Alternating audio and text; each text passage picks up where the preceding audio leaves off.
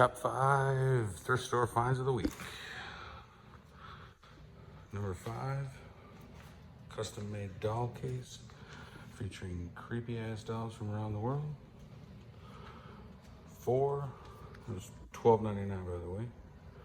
4, $5, half off, so $2.50 on a Smith Corona Spellwrite typewriter. You can actually type in several keys and then hit enter before it types anything on the paper. Pretty cool.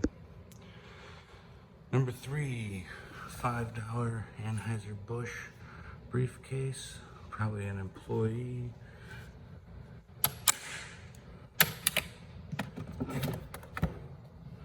Looks like your standard briefcase. Pretty cool, solid black. Number 2, a vintage wooden laundry hamper with a brass gold eagle on the front here.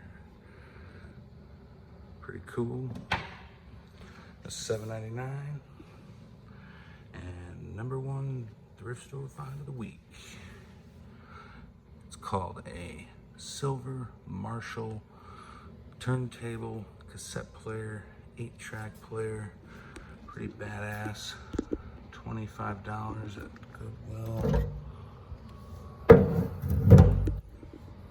As you can see, pretty mint.